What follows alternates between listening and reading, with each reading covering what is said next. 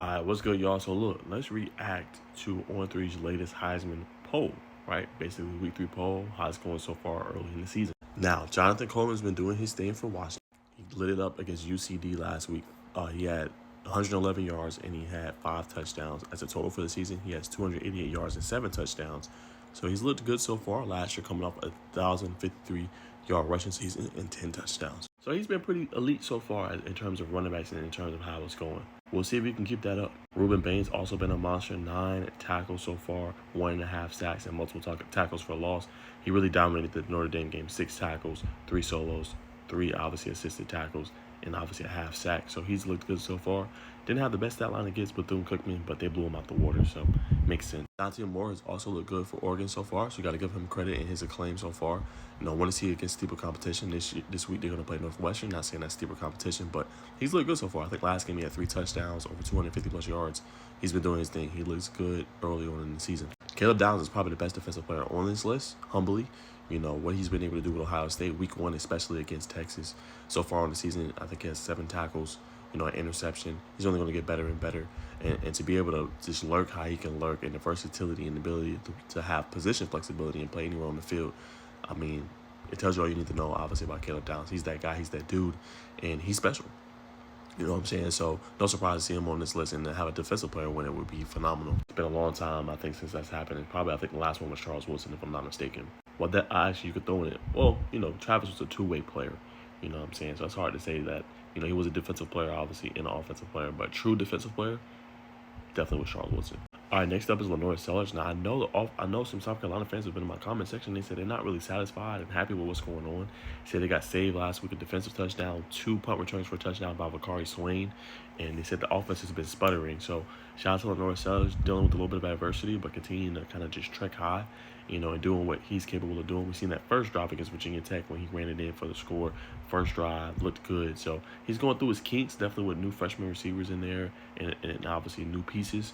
But credit him for keeping the ship afloat. 2-0 record so far. He's looked good. Definitely deserves to be on this list. Now, Carson Beck, I'm trying not to get too excited about, but he's looked good so far. He's been doing his thing. He's continued to, take them steps forward. In a few weeks, I want to see how he continues to look. This week is a big week as well. We play USF. How will he look against a really good defense that practically shut down that Florida offense? So how will he look this week against a little bit of a steeper competition? Now, Notre Dame, he did his thing. I'm not even going to hate. Threw for over 200 yards, obviously 2 touchdowns, led us to victory. Just as the competition gets better and better, I want to see how he responds. But nonetheless, y'all, he's looked good. Now, Devon Dampier has been a pleasant surprise for the Utah Utes. He's the reason why they're ranked so far, definitely in the poll, right?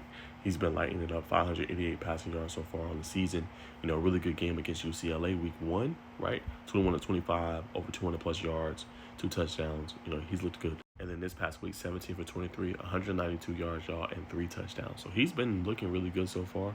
And that same kind of thing as the competition gets better and better, how he responds. But he's looked good early on. He looks like a quarterback that we got to keep an eye on for sure. So at 4 is a little high. I might move him to number 5, or maybe even number 6 below Sellers. But he's looked good so far. Like Gerald Nussmeier, and it's not being talked about a lot, did not have his best game against Louisiana Tech, right? Now, first game, did his thing, right? Clemson, 238 yards, touchdown, did everything they needed to do. But this past game, didn't complete at a high rate, 63.2% completion percentage. He had an interception as well. Nothing to be concerned about, I think, long term, but at the same time, that is something to keep in the back of your mind, and he's supposed to be a stud quarterback. So, 3, it's a little high after last week because you're supposed to dominate Louisiana Tech, which, LSU beat them 23-7. That should be more like a 45 or 56-7. But he's been trekking forward. I just say he should be top 4. Maybe not 3. 3 is a little bit high for me. Now, Florida State fans obviously hit me in the comments and was like, how can you say they're a fluke? I said, I want to see if they're a fluke or not. But Tommy has been doing his thing, right? He's continued to lead his team, 85 yards rushing on the season and a touchdown, 389 yards passing and 3 touchdowns. That's why I said Tommy might be a little high too, to say the least, man. But he's led Florida State to a 2-0 record. But like I told y'all, they played a cupcake this week. East Texas State. Come on, bro. You know what I'm saying? Now, credit him week 1. He looked good, dominated the Alabama defense. You know what I'm saying? But to say Florida State, oh, they're back. Let's pause. They got tougher competition down the road. They got some teams they got to play. We going to see. Looked good week 1 and week 2. But let's see how they continue to look throughout the year. You know what I'm saying? But Tommy has done his thing. He deserves to be on this list. 2's a little high for my liking. You know what I'm saying? I might move him down just a little tad bit, maybe top 3, top 4. But nonetheless, he deserves to be on this list. Last but not least, and I completely agree 100%, man, John Mateer, man. And what I love about his game, he's not a stationary quarterback. This guy can run the football at a high level.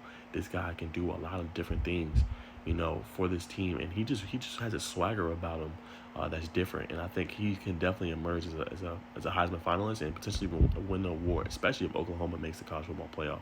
Like what he's been able to do, the key difference, you know, that you're seeing this year compared to last year. They couldn't pass the ball. They couldn't hit big plays. You know, he puts his body on the line. He has this different leadership energy about him. Like, Mateer's elite, bro. So Mateer could be really the reason why they get to a college football playoff. And that's unvaluable to think about with a team that struggled last year. That had a pretty decent defense. Brent Venables did his thing, but they could not hit those big plays. They could not move the ball down the field. In a lot of games, they struggled. Some games was good. Other games were bad. But Mateer looks like he could be that guy for Oklahoma. Now, big win against Michigan. Did his thing. He did have an interception. But nonetheless, man, he played with his heart out, man, and he played like a stud. Now, we'll see as competition, again, gets tougher for Oklahoma, but already got a quality win on a resume against Michigan, who should still be a ranked team, number 23, I believe, overall. I think they'll get better from that for the Wolverines, but Mateer's that guy, and you got to give him this praise, so I agree with him being number 1. But comment down below, did On3 miss anybody from this list? Who should be on here?